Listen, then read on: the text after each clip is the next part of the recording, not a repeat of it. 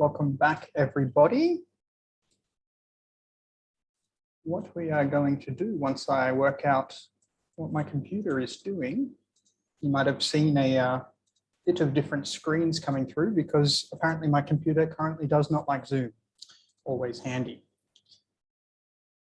What we have now is a session that is focused on the partnerships and successes that have come through SRFSI. What we've asked is for each of the active organizations to reflect on that and present back to the whole group what SRFSI meant for them and what they feel that they have achieved. Just trying to find the screen, apologies. So, as we've said, each partner has got strictly 5 minutes, and thankfully the bell won't have to come out because I think all but one of our presentations is pre-recorded, and thank you so much to everybody for being able to meet that time frame. We're going to start in West Bengal and then move our way through the region. And with that, I think we will be able to start with UBKV. I'm hoping that our audio issues are now resolved. If people can just let me know in the chat if it's not going to be working. Excellent. All right. So over to Dr. Arunava Ghosh. Good morning to all the dignitaries and participants in the virtual platform of review meeting from Team SRFSI West Bengal. I, Dr. Arunava Ghosh, would like to thank Dr. Brendan Brown, the project leader, and my team for giving me the opportunity to present tangible outcome of SRFSI project and its long-lasting effect in the farming community. We started our journey officially in 2014 with 100 long-term participatory trials in 2 districts of West Bengal to integrate and establish bucketful technologies suitable for the region. Together, we called as Kashi based on basic principles of conservation agriculture. On the way forward, from 2014 to 2020, through convergence of different flagship programs of Government of West Bengal, we are able to create field-based evidences on beneficial role of Kashi, how it might play a crucial role on improvement of livelihood security of small and marginal farmers of the region as well as address the climatic risk.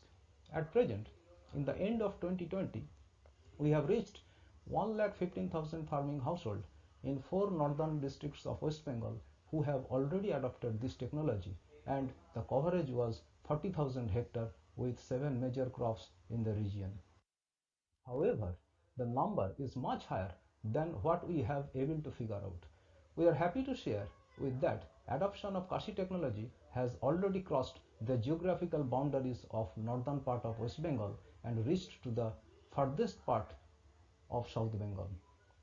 Out of 23 districts of West Bengal, farmers of 18 districts already acquainted with Kashi technology, among which farmers of 12 districts adopted the technology both through service provision and flagship program.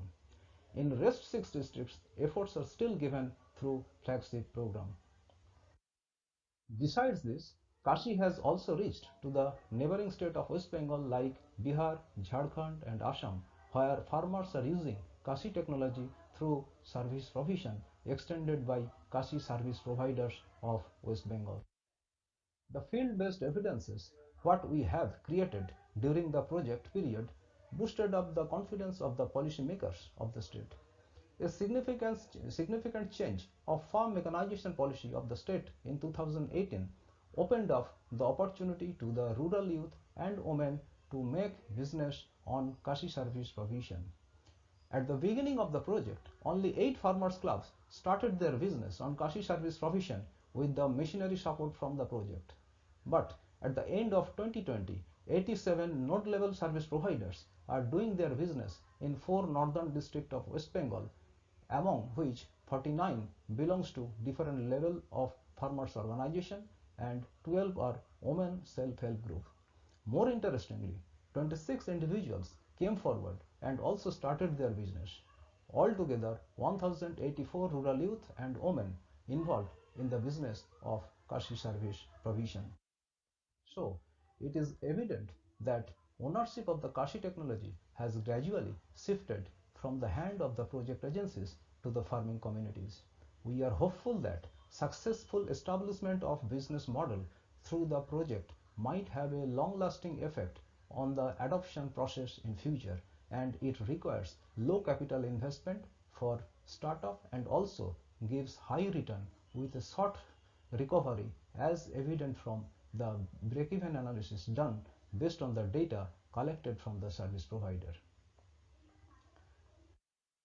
At the end, thanking all of you for patience hearing.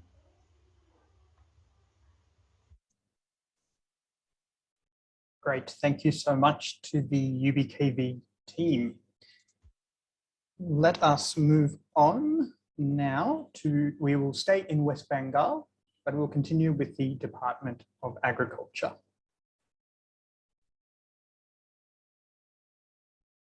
Good morning. Myself, Raja Chatterjee, Assistant Director of Agriculture Training, Coach Bihar. I am here to present on behalf of partner organization, Department of Agriculture, Government of West Bengal. My topic is how partnership enable their success with SRFSI. To start with, discussing on 3 definite points. What was achieved first? What was achieved through SRFSI in your location? Out of the Kasi protocol developed for 6 crops, that is maize, jute, mustard, lentil, wheat, paddy, Kasi in maize, wheat, paddy, and mustard have been widely adopted throughout the 16 project blocks covering 4 districts. Kasi in jute and Kasi in lentil have been adopted especially in Coach Bihar and Malda districts respectively. Approximately 5% area under these crops and 8% farmers cultivating these crops have experienced the benefit of adoption of Kasi technology in the project blocks. Due to convergence of departmental program of Government of West Bengal like Atma, NFSM, BGREI, IWMP, RKVI, farm mechanization, etc., Kasi technology have been adopted in a significant area by a large number of farmers in the project areas. Availability of Kasi protocols, experiencing the benefit of adoption of these protocols through demonstration centers and exposure visit, created inquisitiveness among the other farmers regarding the benefit of conservation agriculture practices beyond project area also. A large number of farmers club, farmer organization within the project area have started farming in business model in association with the SRFSI project. One of the important points is that women group, individual farmers have been contributing in adopting Kasi technology through small business with seedling factory for mechanical rice transplanting. These help them to crave out more prominent and decisive role in their family and livelihood. Next point is that what are you proud of or happy about from SRFSI? We have gathered definite knowledge and experience by partnering with SRFSI project. The specific points are coordinated approach of 3 project partners like in this state, that is UBKB, Shatmail Sudesh Club and Department of Agriculture, Government of West Bengal in the SCIAR funded project SRFSI in EGP led by CIMI. Working with many globally reputed expert organizations for the common cause of benefiting the farmers in this region. Development of 6 Kasi protocols by UBKB and SAU for the benefit of farming community in the region. Handheld training and knowledge sharing by the experts from CIMIT, UBKB and other partners of SRFSI project many a times at field level. Capacity building of stakeholders on various aspects of Kasi technology and its dissemination. Increased productivity occupied with increased profit, coupled with increased profitability. Increased water use efficiency. Another point, sir, farming with definite profit-making approach, scientific analysis of the profitability and sustainability of the farming system. Emphasis on gender empowerment through mandatory involvement in the project. And lastly, what long-lasting effect SRFSI will have? We felt that the following long-lasting effects SRFSI will have: the identification, popularization, and training regarding the proper Kasi machinery like vertical planter, zero till, seed drill, happy seeder, etc. have done the project areas through SRFSI. Mechanization in paddy cultivation by using rice transplanter with development of paddy seedling nursery. Knowledge and confidence that has been imbibed in the participating farmers, service providers, government extension functionaries during implementation phase of the SRFSI project at field level, promotion of entrepreneurship approach in farming for service providers, women farmers, and also individual farmers. Surface seeding with residue management. Nextly, mandatory inclusion and recognition of women farmers in all feasible farming activities. And thank you all. Thank you so much, Dr. Rajat and the West Bengal Department of Agriculture team. We will not play that again. We'll go on to, the next one, staying in West Bengal, to one of our partners, Satmal Satish Club.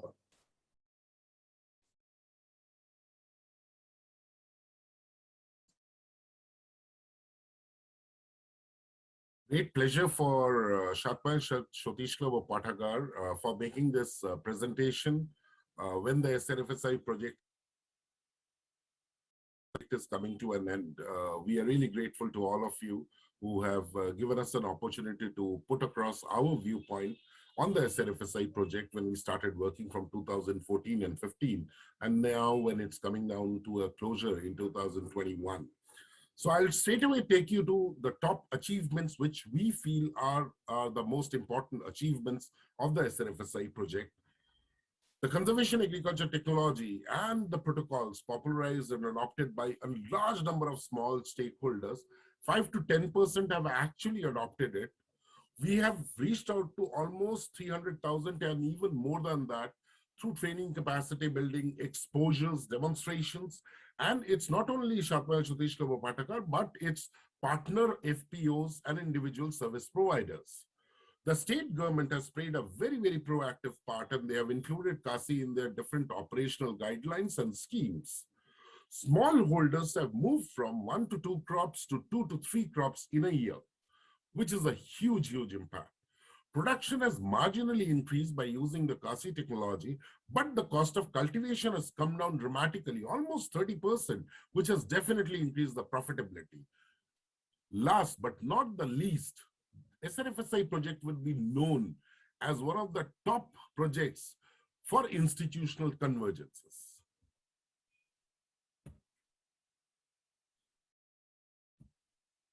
What have been the summary? Let me try to summarize the achievements. Policy.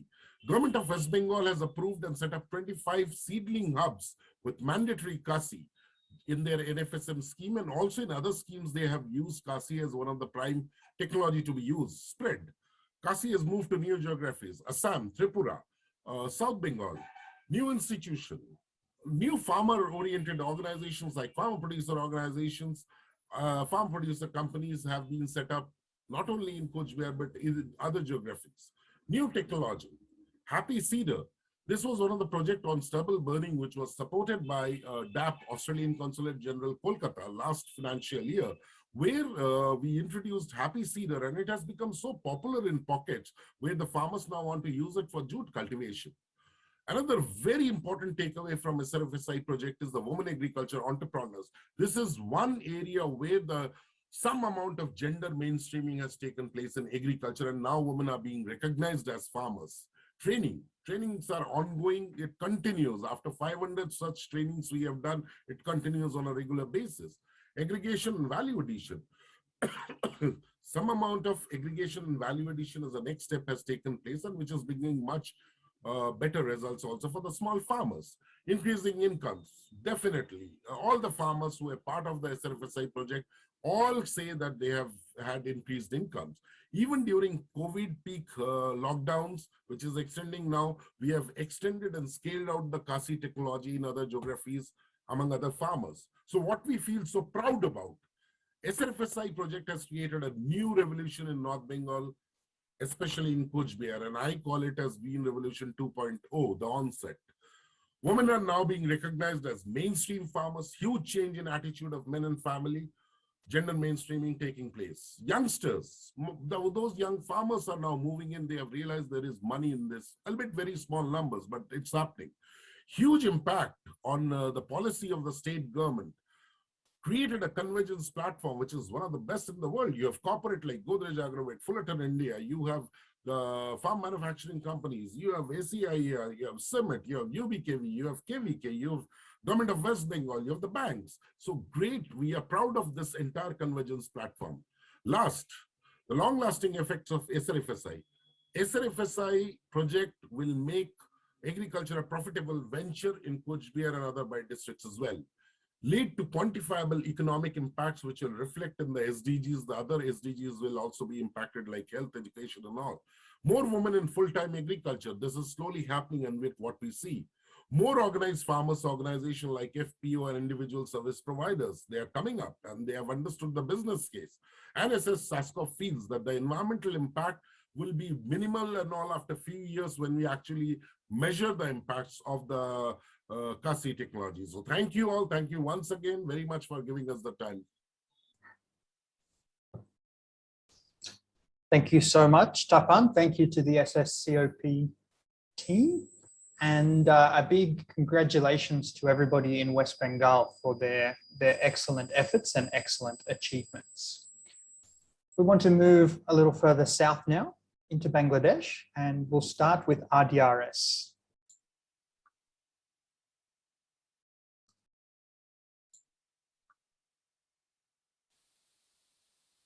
Dear participants of SRFSI final review meetings, welcome to celebration of partnership session. Actually, I will discuss the key success of these projects in this session. We implemented these projects in Rangpur and Dinajpur district, where we established 1,557 participatory learning demonstration of different crops, especially Rabi crops like wheat, mustard, and maize. In relation to this, we provided capacity building trainings to farmers, service provider, scientists, DAE, and project staff. Apart from this, we have established 5 innovation platforms with the support of different stakeholders who is working for the agricultural development in these areas. Besides, we have established 20 farmers hub at Union Federation level to make sure input and output services for CASI. We also take initiative to active 10 farm machinery service center, which was established by DAE. You know that wheat is a major problem for CASI. That's why we have taken initiative to conduct photo voice diary experiment with 10 families. We are proud and happy for the following achievement of these projects. More than 4,000 new farmers of northern districts has already adopted CASI technology, which covers around 1,000 hectares. Total 16 farmers have out of 20 are active, where 50 agri-entrepreneurs are providing inputs and output services to 10,000 farmers. Now all 10 farmers machinery service center are functional and providing CASI services. Women participation in CASI significantly increased. Around 30% women now involved in farm activities. Crop in the northern areas now diversified by the replacement of Boro rice with maize, wheat, and mustard, which is contributing to increase overall cropping intensity in these areas. We believe that following efforts of the SRFSI will sustain end of the projects, particularly CASI knowledge and skill of the stakeholder, which will contribute for further CASI replications. Functional Farmers Hub, which is operating by agri-entrepreneur, They are providing the CASI services with making profits. Activated Farm Machinery Service Center continuing diversified services with the support of DA. Skilled machine operators are dealing other farm machineries, which is contributing rapid mechanization with the support of private sector. Women empowerment will continue by the involvement in farm activities. Now I'll share some picture of these projects. Thank you for listening me. Thank you so much, Mamun, and the RDRS team, and well done. Staying in Bangladesh now, and over to Dr. Chakra representing Bari.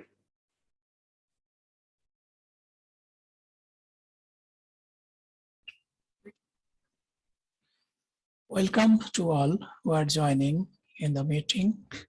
My presentation on SRFSI activities in RDRS Bangladesh. Myself, Dr. Muhammad Shah, Senior Scientist, Bangladesh Agricultural Research Institute, Bangladesh. What was achieved through SRFSI in our location? People, including female farmers, researchers, extension personnel, have got knowledge about conservation agriculture and CASI technologies through field trial, demonstration, field day, training, workshop, and so on under the SRFSI project. Secondly, farmers trust that CASI technology reduced irrigation water, labor, and production cost, and some cases pest infestation, while it increased system productivity, net returns. And third, some local service provider has been developed on use of machineries and reduced tillage and planting of crops under the project. Farmers are getting service for timely planting of crops and LSP receiving monetary benefit. And finally, different government organizations like Bari, DA, and non-government organization, DASCO Foundation, CCDP have already been tracking projects including CASI practice. And what you are proud of and happy about from SRFSI? I think mindset towards CASI for different stakeholders under the project area is now positive. And second, mechanization in agriculture, including CASI technologies, is increasing day by day in Bangladesh. And Bangladesh government has been developed a policy, namely National Agricultural Mechanization Policy 2020, where conservation agriculture practice is highlighted. I feel proud for this policy. And finally, the project provides short and long course CA training and a scholarship for higher education in Australian universities. These scholars are developed themselves and doing research in their field. And lastly, what long-lasting effect SRFSI will have? Hopefully, conservation agriculture as well as CASI technologies will be outskilled over the country in future. Capacity of researchers, extension workers, development partners, and farmers on CASI technologies will be increased. And finally, we can say CASI can contribute to sustainable development goals for food, energy, and water nexus with additional benefit to environment. This is all about my presentation. Thank you for.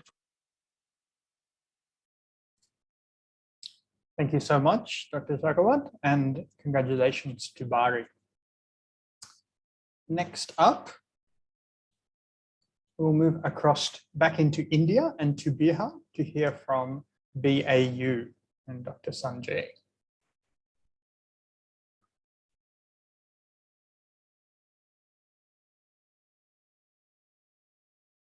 Hello everyone. Today I will be talking about the SRFSI achievement, motivation and its long-lasting effect that made SRFSI a unique initiative for Bihar in Eastern Gangetic Plain. With more emphasis on gender equality, we are now looking at greater number of women farmers participation who is involved in household decision-making process. Young women enterprises are taking more interest in agricultural business activity. The concept of making custom hiring centers as a business opportunity has especially helped the rural youth to become self-independent. Increased mechanization has helped to improve the state of agriculture in the region that has led to the development of new business model linking agriculture, which has also helped in reducing labor migration. Capacity building at all the levels of system, starting from government official to frontline workers and the farmers, has helped to bring in significant policy reforms that are more directed towards the sustainable development goals. I would say that I would say that now the state government is taking a special interest in agricultural investment. There has been increase in number of national and international collaboration that has provided wider exposure to the agriculture in this region. This has also provided collateral benefit to the student studying agriculture. The awareness created through SRFSI resulted in an international conference on crop residue management that was held in Patna 2019, sponsored by Government of Bihar in collaboration with BAU, ICR and other national and international partners. Now the policy reforms are more directed towards Kasi technology that conserve resources. A major achievement has been the initiation of climate resilient agriculture program, a mega project directed towards promoting Kasi technology. Another initiative by the state government has been the establishment of climate smart agriculture villages that showcase the Kasi technology. The Hath model, where the produce is bought back from the farmers through FPO, has been a successful model that has helped improving farmers' product profitability. As I mentioned earlier, that SRFSI was a unique initiative in Bihar that has attracted the government to invest more in agriculture or especially in Kasi technology. We are proud that we got the opportunity to work with a culturally diverse group of people at national and international levels.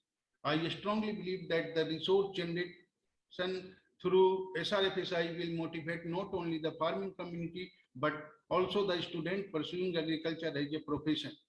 Young agri entrepreneurs has been also sensitized by SRFSI to take up agriculture as a profitable business venture. Smallholders have a lion's share in the agricultural community in Eastern Gangetic Plain. The livelihood of the people has been improving, which may not look like a remarkable change, but in the long run, I believe that we can eventually see a more stable economy than today. The convergence platform created will help to strengthen the agricultural system in days to come. And I believe that the participation of private players will play a key role in rapid development of agriculture as a whole. What I mean to say is that few years from now, we can look at the bigger picture where the farmers, the government and the private players will join hands toward a cleaner, productive and profitable agriculture for which SRFSI laid the foundation stone. I am happy to be a part of collaboration and I am happy to have worked with the SRFSI team. Thanks for watching. Thanks so much, Dr. Sanjay, and congrats to the BAU team. Now we will be moving on into Nepal, starting with the Nepal Department of Agriculture. And just bear with me because it's a different file type. Hello, everyone. Pleased to be. One moment.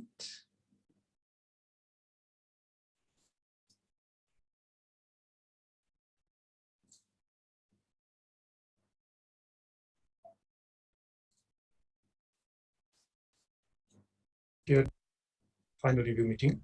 In this short presentation, I'll be highlighting some of the achievements made under this project in Nepal.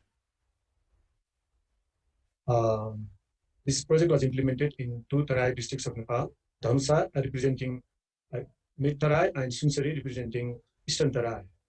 This table shows total disbursement and expenditure made under this project. DOA component under this project was quite small. It was about $70,000. Out of that money, we have spent almost 86%, and the remaining balance has been already transferred to local CBIT account. With that money, we have made some outputs, like a frontline extension workers and farmers of 2 districts and 10 villages and nodes have become more familiar with the CASI technologies. Likewise, government officials have become more sensitized towards CASI technology than before. Likewise, capacity of frontline extension workers, local service providers, and general farmers have been enhanced. Also, entrepreneurship have been developed through opening of some customer hiring centers. By virtue of that outputs, we have made some achievements in CASI scaling, mainly in terms of zero tillage wheat, followed by zero tillage maize, DSR, and zero tillage kidney bean. Altogether, in 4 years, 180 hectare additional area was covered under zero tillage. If you see this picture graph, you will find that first 3 years, the scaling was quite okay, continuously growing. But after 2016 and 17, it dropped sharply. And the reasons for that, I'll be talking next. The scaling was also in similar trend in Dhanusa as well, but scaling here was quite small, around 11 hectares. I was just talking about the regions for slow CASI scaling. The drop in the CASI scaling coincided with the termination of then District Development Office following massive restructuring in the Department of Agriculture, which created vacuum and confusion about who should be the next leading the CASI scaling in the grassroots level when there was no DADO anymore. Likewise, SRFS investment in CASI scaling was quite small. I mentioned that in the beginning, which proved very insufficient to create a vibrant scaling endeavors at the grassroots with vivid proofs and evidences. Similarly, I think towards the end of the project, when we needed massive engagements with government officials and government departments and ministries, somewhere we lacked that because transition was going on, so we needed extra effort. So that was perhaps another reason for slow scaling afterwards. And we also faced some technical, socioeconomic, political, cultural factors which were also responsible for the slow scaling of technology, CASI technologies. Despite the slow scaling, we have made some big achievements for which we are proud of. For example, Chandan Mehta, an ordinary farmer from Bokra Sunsari, has evolved as a CASI service provider. He was a progressive farmer, mainly involved in seed business before SRFSI. He was one of the field technicians trained through this project. And after training, he started a customer hiring service with the one zero tillage machine provided by the project. Now he owns 5 zero tillage machines. Of course, not purchased by him himself. 4 machines provided by the project was remain idle. So he is now making best use of that. And also he now owns 1 tractor provided by the Supervision Officer of Pradhan Mantri Modernization Project. He mentioned that last season with zero tillage for 40 hectares and zero tillage maize for 10 hectares, he provided customer hiring service. Likewise, we are proud for CASI scaling going beyond the project nodes. This person is Dev Sagar Das. He started providing this seedling factory, but he couldn't succeed that because of several management and technical reasons. But he continued his efforts to CASI scaling in his community.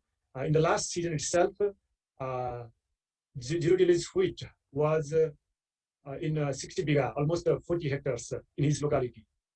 So we are proud of his achievement.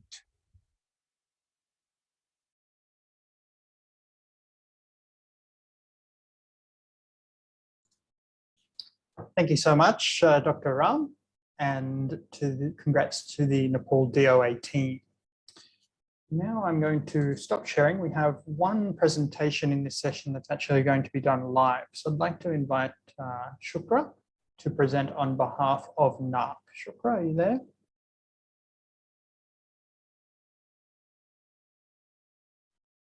If you are there, Chakra, you are not, you're still muted.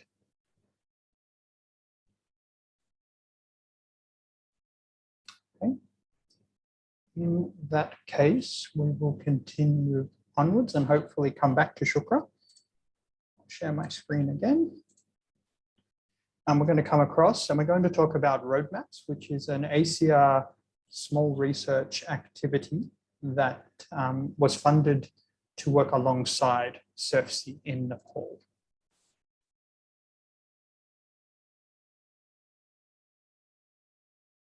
Roadmaps is a small research and development activity funded by ACIAR to complement the SRFSI interventions in Nepal and works in provinces 1 and 2.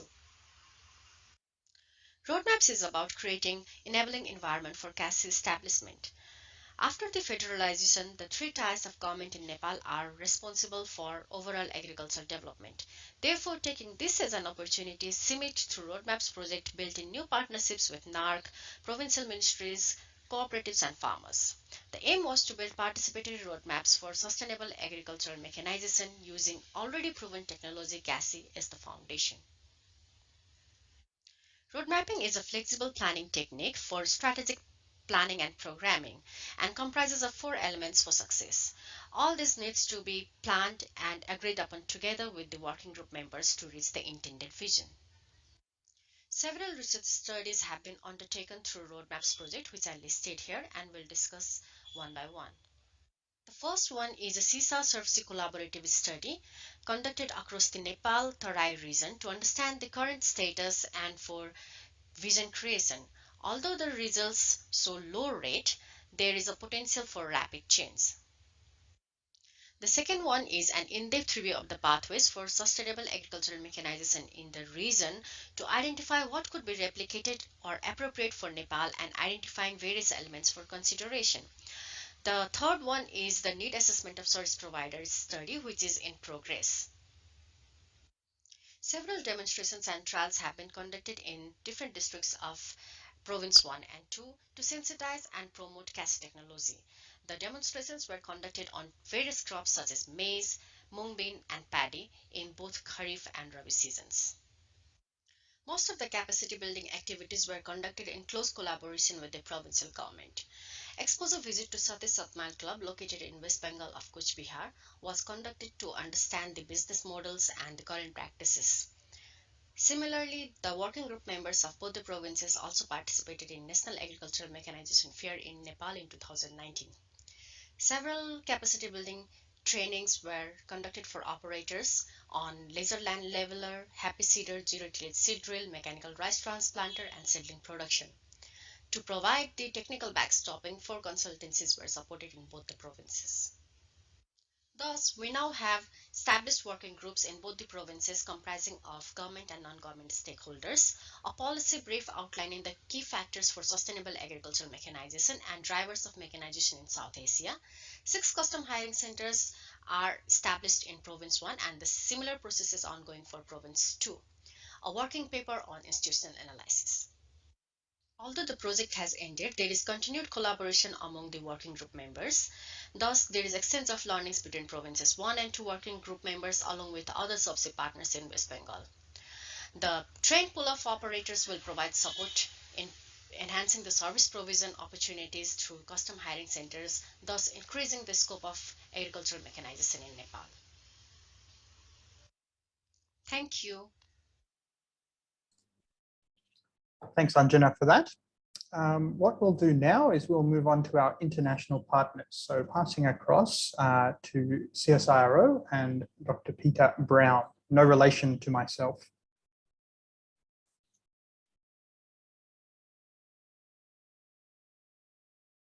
Hi, my name is Peter Brown from CSIRO. I want to present some information about the role that CSIRO has played in supporting the SRFSI project. This support began very early, in fact prior to the commencement of the project some 8 years ago, and we have had the pleasure and joy of watching this project develop and grow and now reaching sustainable impacts for smallholder farmers in the EGP. It has been a true pleasure of collaborating and interacting with all the staff involved in this project.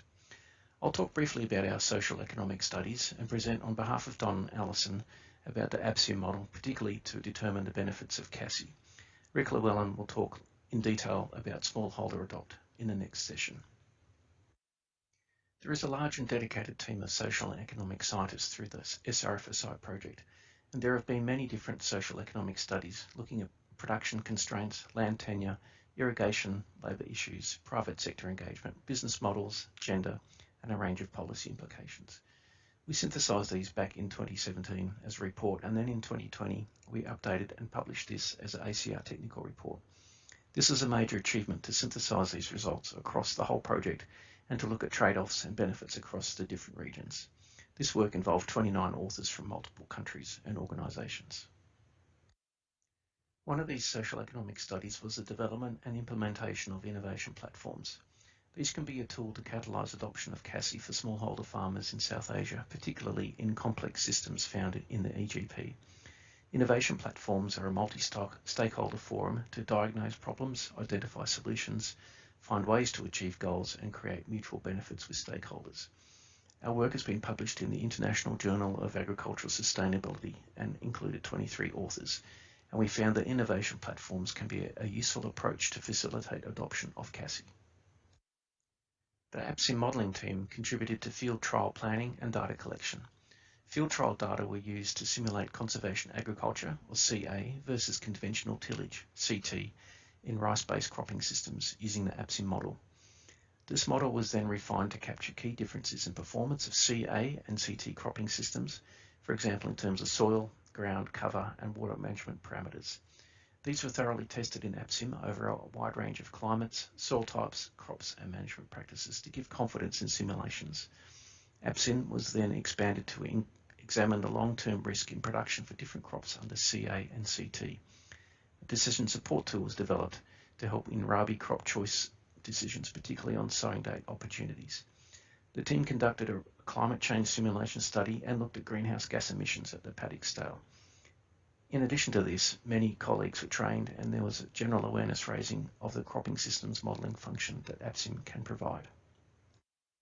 The modelling team has demonstrated the ability of ABSIM to simulate CA versus CT in the EGP. The team is also able to quantify the risks and benefits of CASI practice. There are a number of research activities which have commenced, including an understanding of groundwater resource usage, examination of farming system effects of improved cropping systems, defining optimum nitrogen rates for different cropping systems, defining optimum residue percentages to retain CA systems, and a full accounting of greenhouse gas emissions under CA and CT systems. Regional ABSIM experts have emerged, including a Purbo through a John Allwright Fellowship at the University of Queensland working in Bangladesh, and will also go on to train other young scientists. Swaraj, working in Bihar, is using ABSIM as a key tool in ongoing research, and Ram, working in Delhi, is using ABSIM as a tool in ongoing research. Once again, we feel privileged to be part of this project. CSIRO has also benefited from being involved. We sincerely thank CIMMIT and ACR for their support. Thank you. Thanks so much, Peter, and the CSIRO team for all your efforts. And I think particularly for a lot of the work that was done in collaborating with partners early in the project has been really useful. We'll stay in Australia now. If I can get my screen to go. And we'll go across to Dr. Faye, who's representing UWA and Curtin University.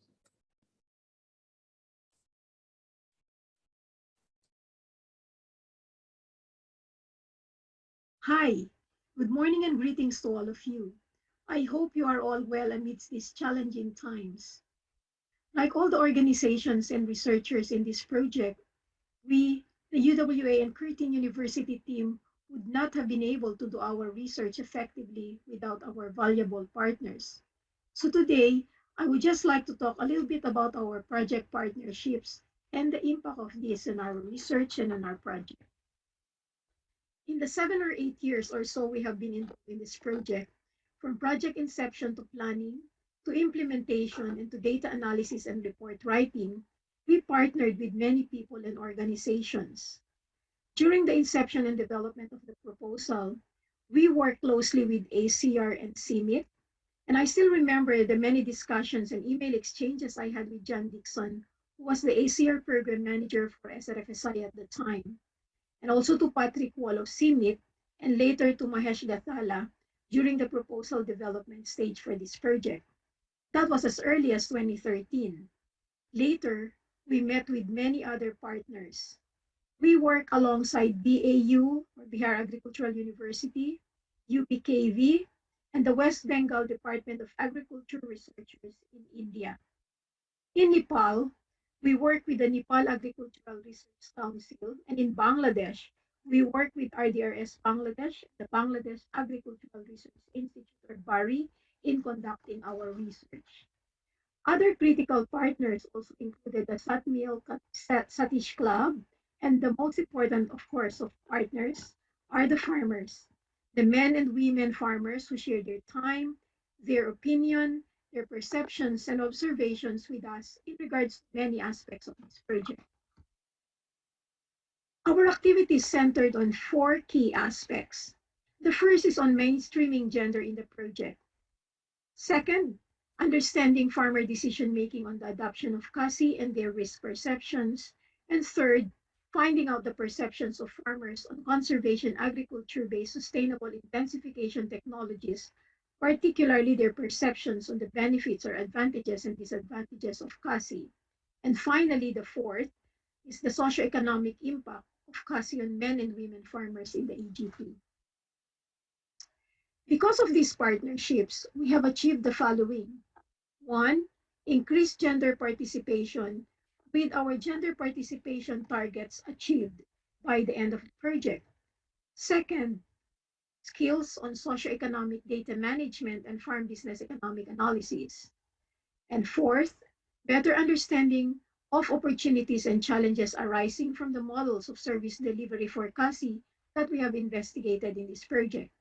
And finally, we had better understanding of the impacts of CASI. An additional impact of this research is the scientific contribution in terms of the learning and knowledge in these fields. The scientific outputs, for example, includes 2 book chapters that have already been published, 2 published journal articles, 1 published technical report, and several unpublished research reports, 5 conference paper presentations, 7 working papers, 1 pre-published book featuring about 50 case studies of the impacts of CASI on men and women in the EGP, and 6 pre-publication journal papers, and potentially many more. Finally, these partnerships has enabled us to develop strategies for increasing and measuring the involvement of female smallholder farmers in key project activities, thus increasing their visibility. This also increased the involvement of women in SRFSI activities.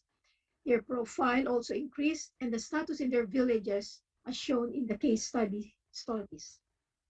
It has also enabled better understanding of the socioeconomic impacts of CASI technologies and the drivers of CASI adoption.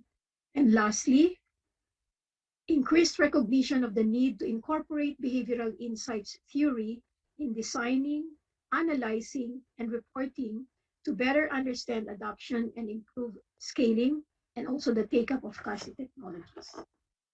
Thank you very much. Hi. Because SRFSI is such a long and varied project, we have many partners that are either no longer active or were unable to present at this meeting. So I wanted to take the opportunity to share some of their achievements and to still celebrate some of their successes. RDRS Bangladesh was an active partner during phase 3 of the SRFSI project. The main activity was the development of business accelerator and mentorship programs to help potential entrepreneurs and cooperatives assess financial implications of CASI machinery investments. The intention was to help these entrepreneurs and cooperatives develop their business skill set.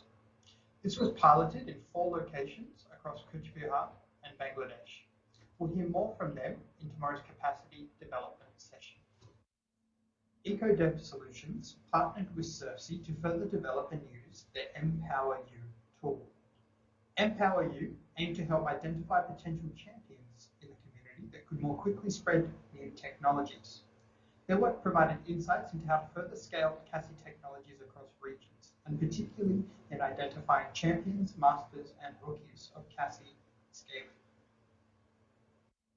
DreamWorks Solutions particularly focused on development of the Digyo Krishi app, both in Nepali and English, which is now available in Google Play. Their aim was to make sure that CASI information was accessible to farmers on their mobile devices.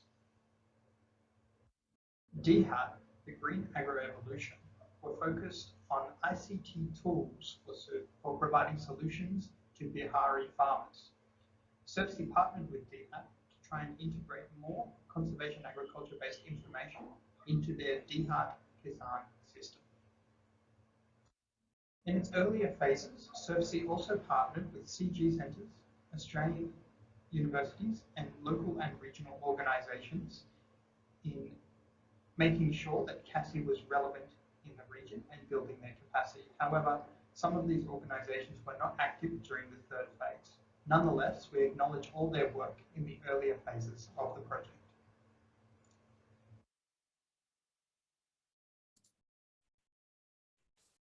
Excellent.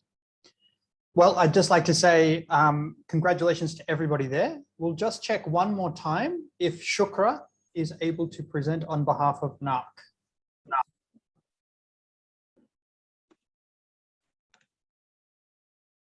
I can see a black screen from Chakra.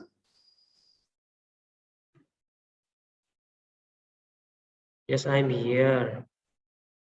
Excellent. All right, so you have 4 minutes. Chakra, please go ahead. Thank you. Okay. Hello and namaste to everybody in this final virtual meeting. I'm confined to the points which are given to me. And the first slide is achievements through SRFSI. Though we have conducted multiple field trials and demonstrations, especially in rice, maize, wheat, and kidney bean, but we got a remarkable achievement in zero tillage wheat and then maize, and there is a wider scale of adoption of zero tillage wheat around Sunsari. And of course, capacity build-up of researchers, extension workers, and farmers. It's an obvious point that the capacity has built up through many trainings and workshops. And after the conduction of SRFSI, it became a common platform for stakeholders for scaling of conservation agriculture related works. And through SRFSI, we majorly develop cost-effective weed management options with increased cropping intensity. This is one notable achievement of this project in Sunsari. And development of custom hiring services. Actually, through SRFSI, through this, we became able to develop custom hiring services in one of the node in Sunsari. It's a Bhokra where farmers can easily farmers can get tractors and other services related to conservation agriculture. And after the implementation of this project, actually the farmers and the service providers, they were able to develop their capacity in repairing and maintaining jetty machines and parts. These are the major achievements of these projects. And what are the things we are proud of SRFSI? These are the points that local governments and provincial governments, including PMMP, is a province one promoting CASI technologies. After the implementation of this project and the gradual success of this project, actually the provincial ministries and the government institutions like PMAMPs, they started providing different support to the farmers and institutionalized testing, validating of agricultural machineries at province level. This is also the thing which we have to become proud of SRFSI, because in every provincial agricultural technical working group meeting and national agricultural technical working group meeting, the issue of institutionalizing agricultural machinery has become a major issue. And develop skills on different aspects of Kasi-based machineries going on parallelly with their distribution among farmers.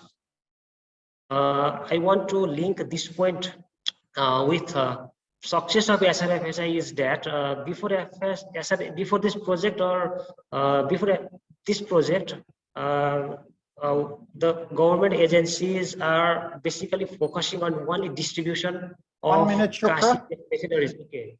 Government subsidies has increased, and what is the long-lasting effect is that wheat cultivation under zero tillage with the use of machine will advance more. I'm sure that the wheat cultivation under zero tillage is a long-lasting effect, and this land pooling or consolidation and land leveling will be promoted for the ease of mechanization. Yes, this can be listed as a long-lasting effect as well. Okay, thank you everybody. Thank you. Thanks so much, Chakra. If you can unshare your screen, that would be excellent as well. Thank you so much, everybody, for all your presentations and for really highlighting just how much SRFSI has done. What I'd like to do now is to hand over to Dr. Kuhu to facilitate a discussion. We have about 25 or so minutes, so a good amount of time for people to discuss. Thanks, Kuhu. Thank you, Brendan, and thanks to everyone who made a presentation.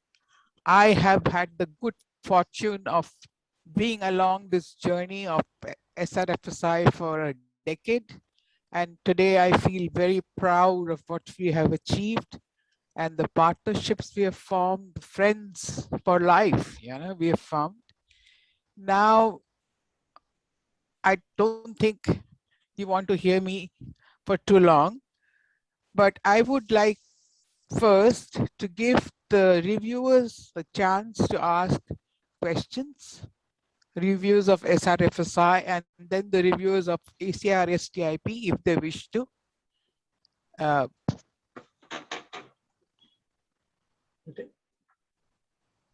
Professor Hamid, would you like to make any comments or?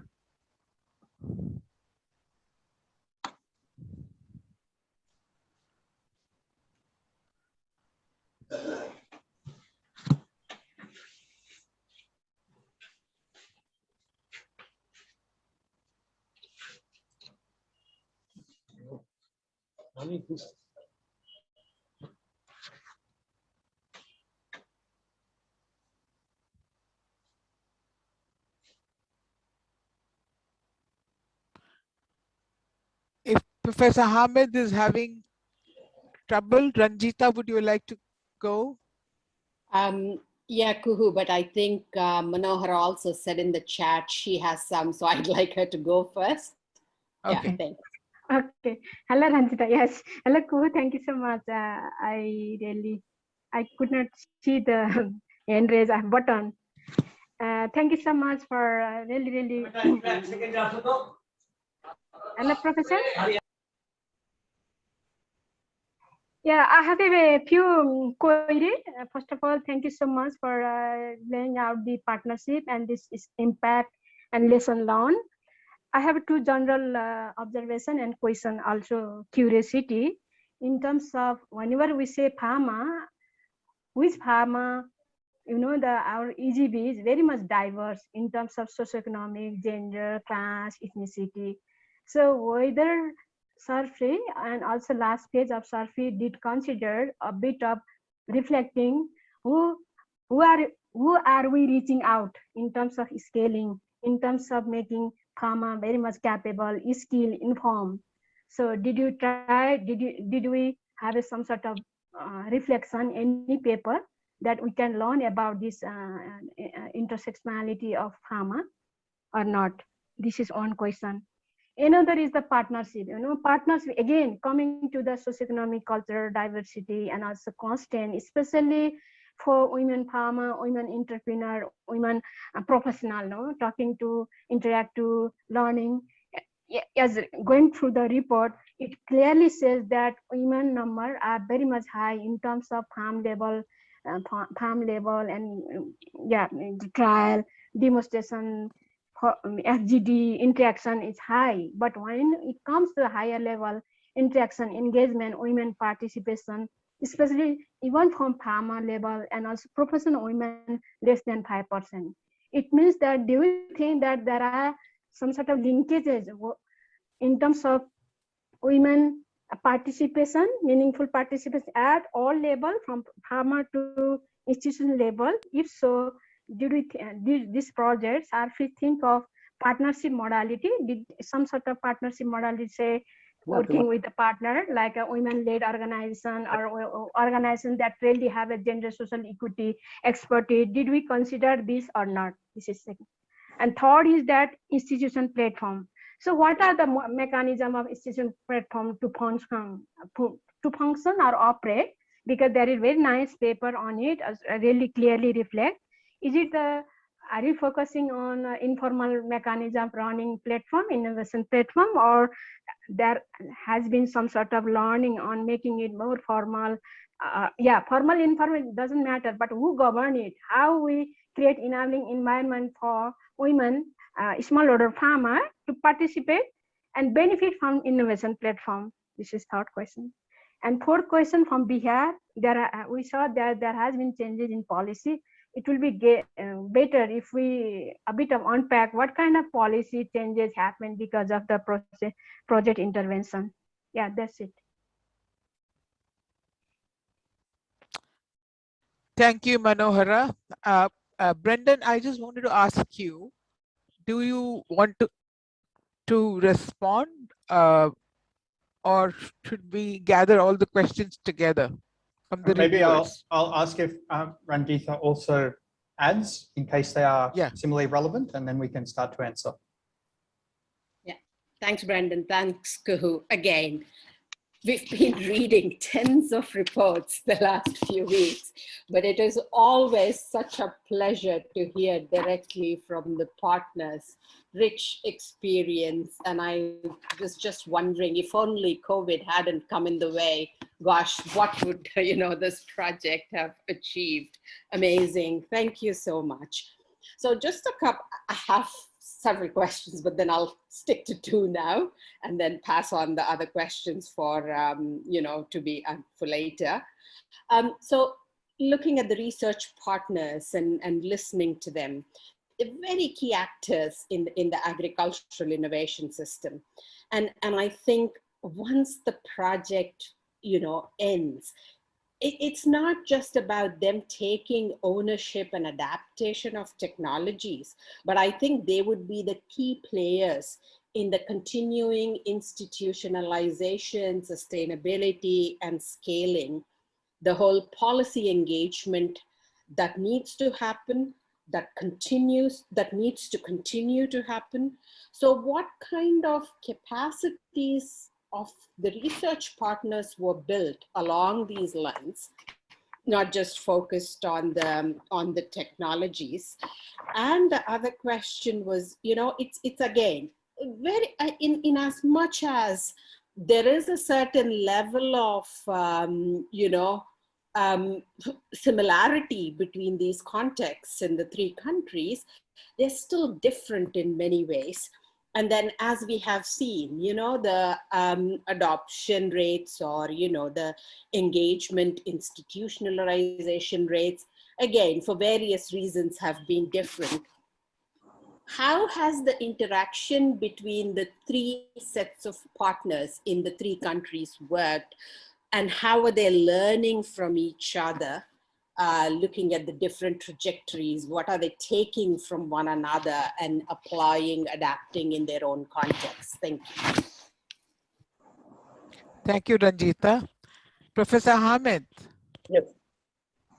Okay, thank you very much. Sorry, I was having some problem with my computers, and yeah, I was listening very carefully. I tried to listen, and it's an amazing work, I would say. It's a huge amount of work done, and also a lot of publications. It's a good learning for us. Thank you very much for that. What I believe that the uptake or outscaling of the CASI technology depends very much on the farm machinery availability, and that has been rightly pointed out by presenters also in the reports. So what I believe that there are two things can be considered. One is the ownership. I'm wondering whether ownership should be a major problem. If we have the custom tillage system, for example, if we have that machinery customization, in that case, the ownership may not, I believe ownership may not be a problem, because in Bangladesh, for example, the farm mechanization is advancing in a very speedy way, and it is because that there has been custom tillage system in Bangladesh, and most people do not own tractors or power tillers now. So what I believe that the ownership may not be that much important, as important is the availability of the farm machinery. So farm machinery could have been available much more easily by establishing the custom tillage system, as has been done in Coach Bihar, for example. I compared the adoption of technology between Rangpur and Rajshahi. The Rajshahi technology adoption is very, very low compared with RDRS activities in Rangpur region. Similarly, Rangpur region's adoption rate is almost equal or parallel to Coach Bihar. It might be because of this similar soil, physical, and environmental condition, also sociological factors. But this may also come up with that problem that the soil physical condition in Rajshahi is different. Similarly, it might be similar to Bihar, and I don't know about Nepal, but these things have not been clearly defined. Why it has not been adopted? I agree that exposure was a triggering factor, but other than the exposure, availability of the machinery and availability of the what is called credit system should have been important. Number one. The second thing is that the involvement of West Bengal government, for example, of the three presenters mentioned very clearly that the government policy was very much favorable for adoption of technology. But the same case has not happened in Bangladesh. I don't know whether Mamun will agree or not, because Mamun has a very strong, RDRS has a strong build up there. They are institutional build up for more than 50 years. See, that thing is not available in Rajshahi. I think the similar thing might be in other district of Malda district also. So I think this important thing, but the major issue is the government policy. My understanding is the government has taken a very large project and very positive attitude about the farm mechanization, but this CASI technology has not been articulated adequately in government policy formulation. Thank you very much. Okay, I think Brendan, there are a couple of questions. Do you need me to prompt them, or no? I've written them down. The first thing I would say, we're probably going to have to take a couple of these on notice, because there's 15 minutes and I think I counted 8 questions.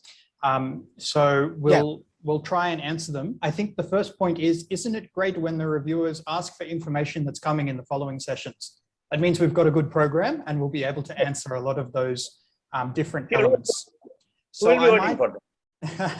I might pick out a few that maybe will not be fully covered, and I also might nominate some people to answer some of these questions. The first one is, when we look to our publications, I think we'll be able to answer about who are we targeting, and did we look at subsets of different communities. because we did start to try and break that down, and some of our publications target specific elements of different communities. So that will come up there. Peter will be presenting the innovation platforms paper as well. So hopefully we'll be able to address some of those things in the science session. In terms of the service sector economy, we definitely in phase 3 of the project, also in the earlier phases, but particularly in phase 3, started to focus our research on some of these elements that we knew were constraints. And one of those was the service sector economy. So trying to unpack where were the constraints in each location around why we weren't seeing more service providers. If this was good for farmers, if demand was being generated, why was the supply side not answering the demand side, or vice versa? So some of that will also come up. In terms of government policy, I think our 5th session, we're hearing from each location as a whole around convergence and sustainability. So I'm hoping that will answer some of those things. We also obviously have our capacity development session, but what might be useful is just asking maybe Mahesh and either Faye or Peter Brown to reflect on the early capacity development, because it was not just CASI focused. There was so much work that was done around how to develop innovation platforms, how to do socioeconomic research, all of these things. So maybe I'll pass to them to answer that one. Thank you. Can I go first? Is possible? Okay. Sure. Thank sure, you. Sure. Kuhu and then Brenda. First, I would like to come on, Ranjita Puskar questions on policy building and institutional sustainability and all. In this project, we involved from the beginning, from first I highlighted that from bottom up to top approach. So we involved from the, institutions, and then we capacitize not only scientists, but also politicians and then policy leaders. And then we send them in advanced trainings and all. So they are now our branding champions, they are always advertising in governments and all. And if you look at that in most of, geographic areas, due to SRFSI, they got several projects. So like UBKB has got the Excellence Center of Conservation Agriculture project from RKVI, which is very large, and then, similarly in Bangladesh, and then, in that. So that's in place, and that will be continued. But definitely we are feeling that if we will not continue, it's our efforts, because this project is not a big project, it's very small project for partners and all. But our role was more catalytic roles and facilitating role. So if we will stop our facilitating and catalyzing role, maybe there is a hamper in the further scaling out and then in policy interventions and all. So we want to continue, and that's why we will request that how we can continue these efforts. So whatever we achieved in last 5 to 10 years, that should not go wastage. So we would like to go still there is a institutional capacity already there, but we want to go further to go in new geographical areas and all. Professor Hamid questioned that to different uptakes in different regions. Definitely there are soil and biophysical parameters, but more on, you rightly mentioned, on the availability and accessibility of the machines, because in India, mechanization platform is very strong, and an access of machines from Northwest India to Eastern Magnetic Plains, it's well established network of these manufacturers and all is there. So everywhere machines are there. But we face a huge problem in access of machine in Nepal and in Bangladesh. Not only machine, but post-sale services also. So we are working on that, and hope we will be overcome on that. There is no doubt about the understanding, farmers convince, and then adoptability, and then benefits of that. Everybody is aware and policies are aware. Definitely, yes, a little bit sad, but there is a one part in this government policies, this new mechanization program, CASI is there, but not that much of highlighted as we want. So we want to continue our efforts to make them. Thank you. Hope I will partially answer, but it will come more later on.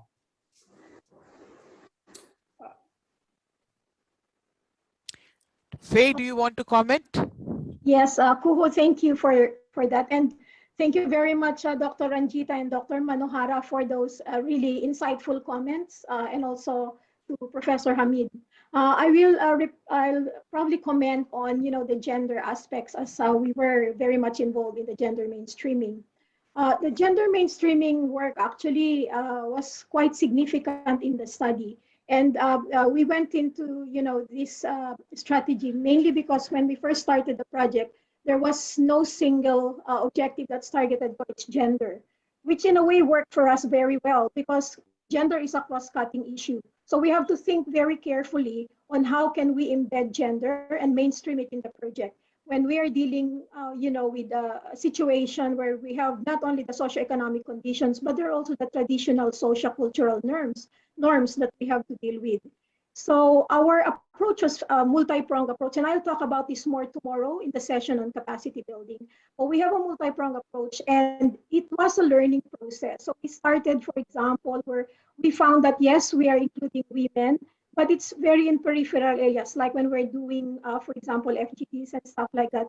But in the actual activities, there's limited women. So we made actions on that. So we did some very proactive actions. For example, we had a affirmative action where we set quotas to make sure that women are included. We had gender champions. We had a gender focal person, because we believe that we need to put in, apart from the gender awareness, which we did first with the project, but it was multi-step, not just within the researchers, because we had to start with the researchers. Because if we don't have that good understanding and ownership of gender mainstreaming issues, then it will not work. Everybody has to be supportive that we have to include gender and be aware of that. And we were very fortunate that our program manager, John Dixon, and then Dr. Eric Kuttner were also very supportive of gender. That makes a big difference. So having those, and gender champions are not just women. In fact, we have very strong male gender champions as well. And the focal person, and Mahesh, and TP, and then later on Brandon, they're all supportive of the gender. And I think the biggest impact really is telling. If you look at the presentations today with the partners, all of them talked about gender being important and how they have mainstreamed it. So we can feel in somehow, vindicated that apart from the numbers, and tomorrow I'll explain why it is critical to count the numbers, because that's the starting point. That's not the end. If you don't try to increase participation, how can you include them? But counting the participation makes people accountable.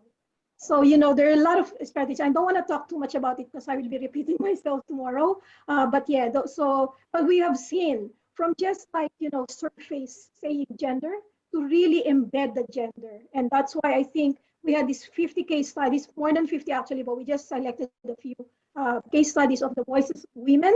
And when we say also voices of women, but when we look, we wanted to make sure they're included. But the gender actually look at both men and women. Because we should not forget that gender means men and women. We had to make sure that we reach that initial target of 30%. And in fact, towards the end of the project, we were hitting 50% in most activities, not just in the FGDs. So, yeah, so I'll talk more about that tomorrow. Thanks. Thanks, Faye. I'm going to insert myself into the SRFSI team and answer one of your questions, Ranjita, about interactions between the three countries. There were regular interactions. The annual meetings were planned in such a manner that each was held in one country or the other. So everybody traveled, they interacted, they saw the field work, and I think they have forged very excellent collaborations and relationships. Now Brendan talked about how Nepali farmers are going to Kuch Bihar to learn how different systems work. The researchers are collaborating in different papers, publications. So that's my 2 bit in terms of there's very strong relationship between the 3 country researchers and development agencies. Brendan, I hope you didn't mind my interjection. And I would like to ask Christian and Kate if they had any specific questions. They've both wrote in the chat that they don't have specific questions and they'll join us again tomorrow. Kuhu. Okay, so now can we open it up for 5 minutes, Brendan? I would say I'm happy to stay on the line for as long as people want to discuss this session. If you have to go, then go, but otherwise we can continue as long as people want to talk, or at least I'll be here for as long as people want to talk.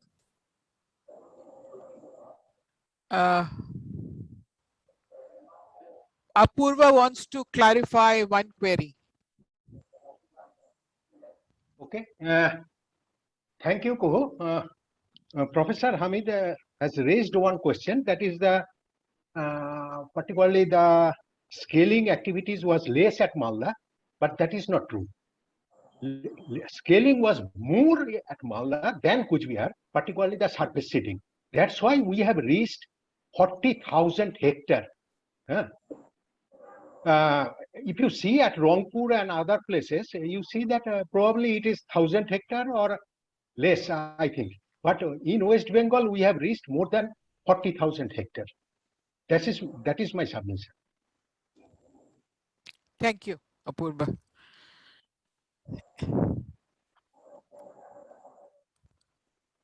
Are there any, Eric? Thank you, Kuhu. Just some quick remarks. First, that was really very well organized and very high quality presentations from everyone. Very informative and concise in the framework here. That's really good. I just have a remark that we cannot always control the evolution of the context, and so I'd be interested in comments from people who have been involved in Nepal about the sort of timing of these innovations which took place, because it's quite clear from the talk of Dr. Ramakrishna Shrestha that there was a bit of misfortune in terms of timing, and that's really nothing that could be controlled about that. So the fact that the country was in the middle of a political change, which was really long-ranging, far-reaching in terms of consequences. So can the people involved in Nepal comment on what they see happening next, and whether the situation has stabilized, make it easier now to move forward, or things like that? Thank you.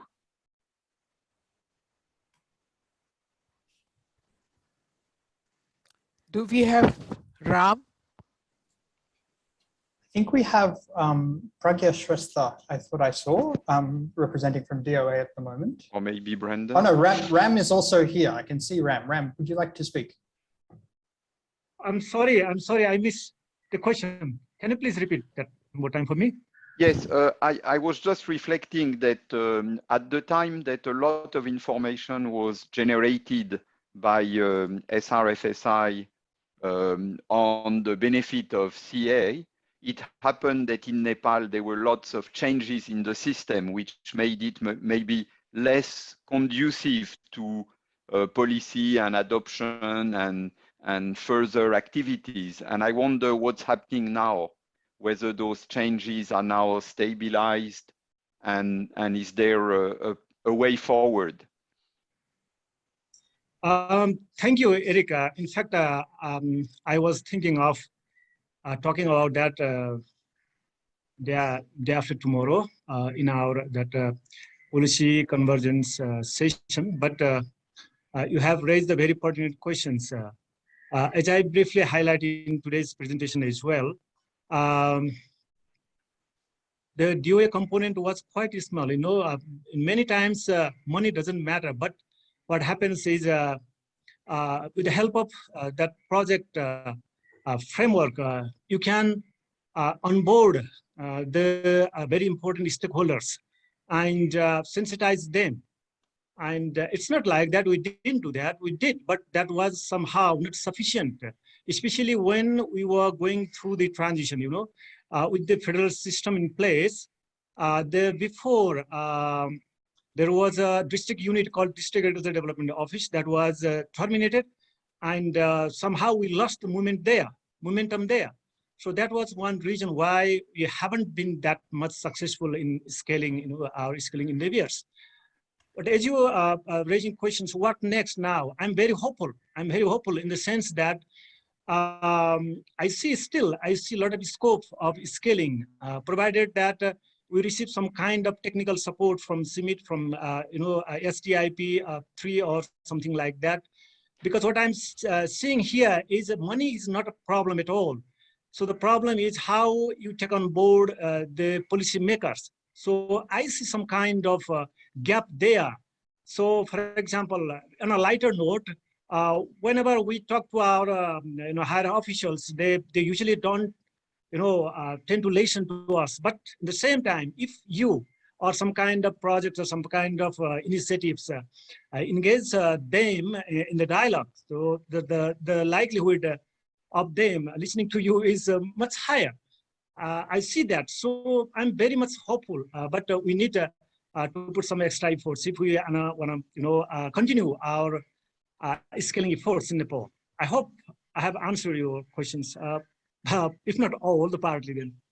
Thank you very much. Thank you. I'll jump in quickly and say I really agree with Ram about the potential in Nepal. What we learned from roadmaps was that there are all these different actors at the different levels, from farmers to cooperatives to the provincial governments to the national level.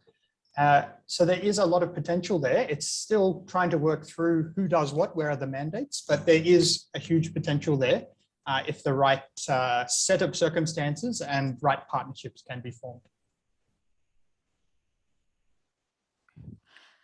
Okay, I think this is the last one we'll take from Professor Das. KK, if you can do it in 2 minutes. Yeah, okay, thank you, Kuhu. Actually, I am just supplementing the answer given by Dr. Faye regarding the women empowerment, because some questions from the reviewers have already come regarding this. So I want to supplement here is that regarding participation, one I can tell is that the tragedy of the female workers that has been reduced due to this project implementation CA in our field, at least in West Bengal experience, we can tell that one. This is number one. Number two is that due to the saving of time, now women are coming, as you have seen, different entrepreneurship take up. The example is the seedling factory. The women are leading that one. And this is increasing in West Bengal field. And number three, what I can tell you is that not only in participation, what we have seen in West Bengal scenario is that when the project was starting, the women was very much feeling shaky, not to come forward. And in the decision-making process, they were not big encounter. But at the end of the project, what we are seeing is that the women are coming in decision-making, they're leading the men to come forward and take up the CASI technology. This is, I think, to my mind, as a socioeconomic, this is a great achievement of this project. Thank you. Thank you, KK. I think if people want to exit, because we are past the time, you please feel free to do so. And if there is any more pressing questions, we will take them. Otherwise, Brendan, I think I would suggest that we call today's session to a close. Great. Thank you so much, Kuhu, for your moderation, and thanks for the questions coming from everybody and the further inputs. I think today was a great day. We have so much to celebrate, and as we've seen by the reviewer questions, we have so much more to give them and to explain about the project. So it's a good 2 half days coming up. We'll start again at the same time tomorrow, and we'll be looking more at capacity development initiatives. And then we have our science session where we have 3-minute video abstracts. I'm definitely looking forward to that, because it's impossible that anybody in this meeting can have read all of SRFSI's academic publications. So this is a great way to really learn about different ones. So looking forward to tomorrow. Thank you so much, everybody, for joining today.